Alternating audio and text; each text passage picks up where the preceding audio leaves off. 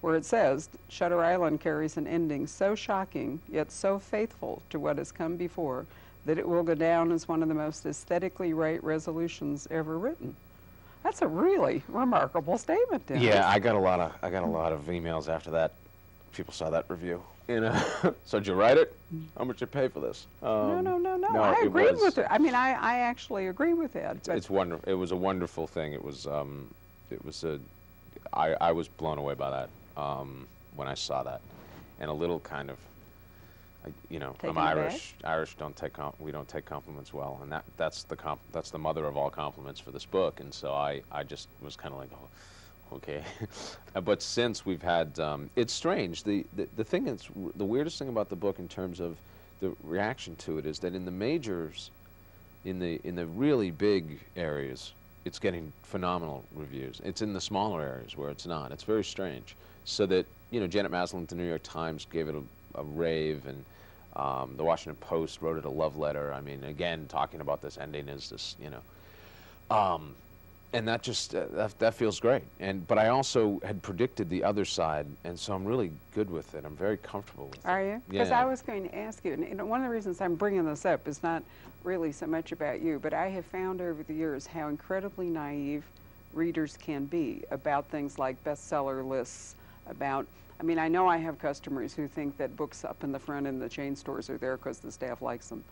And they don't understand that customer, Right. I mean, that publishers are paying for placement Yep.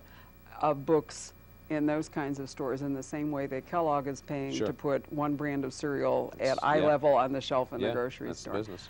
And that really, I think, for most nonfiction readers can kind of do their own selection. And, Right. and you know, a lot of the big outlets, it's about shelving books, and the reader comes in and knows what he or she wants. Yep. And you don't have Yeah. to do a lot of selling. The Right. smaller stores sell books as opposed to shelve them. And what you really need for fiction, most people need, is some kind of screen. Somebody that can speak to them and say, this one, not this one. Right. Either because it's your money, or actually it's really about time, I think. Yeah. I don't think it's so much about money, but I it's, think it can it's be an about both. investment Yeah, it is of an your investment. time. Yes. And I always like to say to readers, you know, the thing that matters is to find someone that you trust and then stick to that person, even if they go against other reviewers. You know, you got to believe the one Sure. the one you came Right. with, so to speak. Right.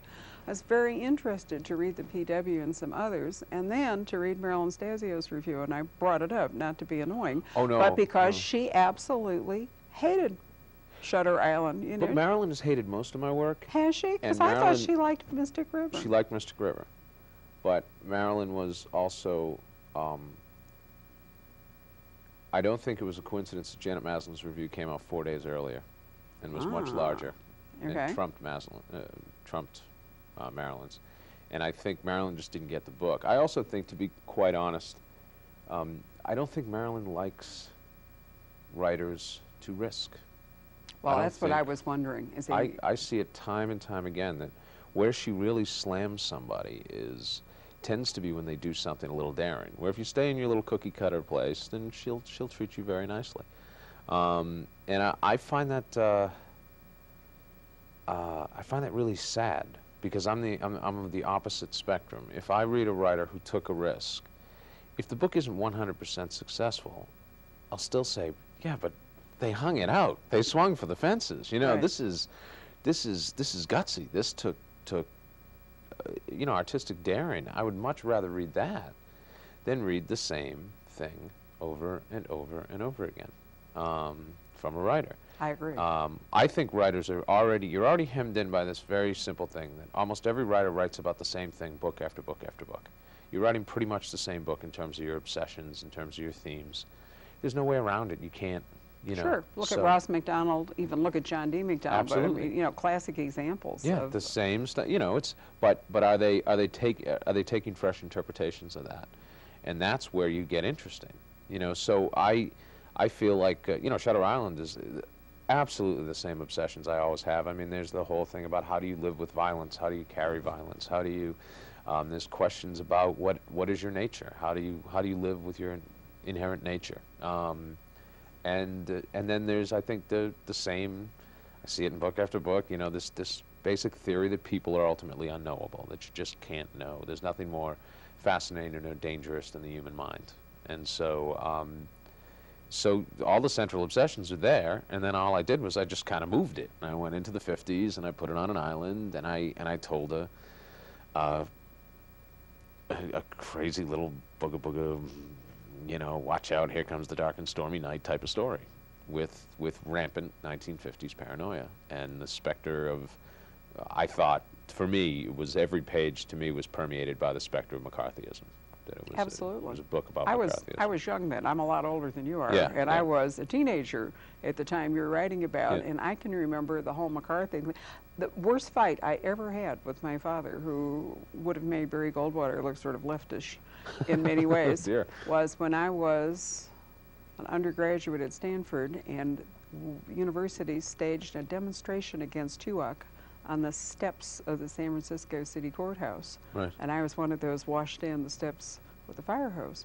Again, you know, Oh, it was an wow. anti-McCarthy, Yeah, right. whatever. Right. And my father was just livid with me.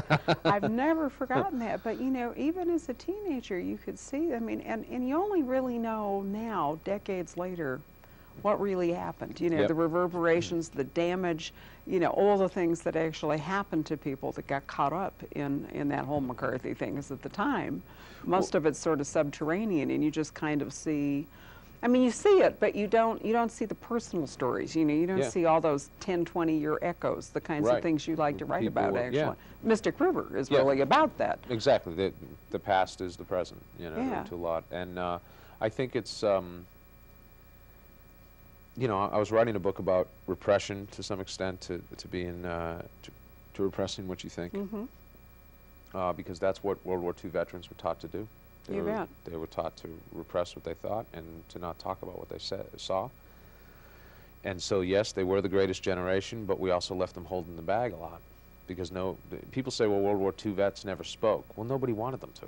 No, they didn't. But, you know, I think they had they had, I think, two salvations, if there were any, one of which is they could at least talk to each other. They could talk to each other. And the other was that everybody really admired and supported, which I Absolutely. think was what the real killer. I lost my first husband to Vietnam, so Yeah. it's very hard for me to deal with Vietnam. Laurie King was nice enough in her new book, Keeping Watch, when she sent it to me. She said, I will forgive you if you can't read all the Vietnam parts. You know, Sure. I know you probably can't do that. Yeah. And she's right, I couldn't.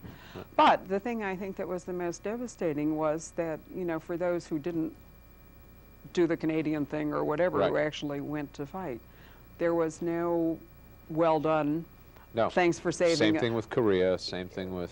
Yeah, even yeah. Korea, but Korea wasn't as bad as Vietnam. Korea was... Well, because it was quicker, Yeah. and there wasn't as much national sentiment against it. No, we that all didn't- sort of said like police action and, Yeah, you know, yeah. all that sort of thing. But the whole McCarthy thing is really kind of even hard to imagine today. But I had Jim Salas is a writer that I know Jim. hugely admire. Yeah. I know you know him. And we had a dinner party just recently with Jim, and oddly enough, Clive Cussler. So that's kind of an interesting combo right Yep. there. And it was very interesting, the comments that were being made about books coming out this spring, because I said that I am seeing this spring is really kind of the first wave of post 9/11 books. There have been some, Yeah. but because of the process of publishing fiction, it's Right. slow. Right. So here we are.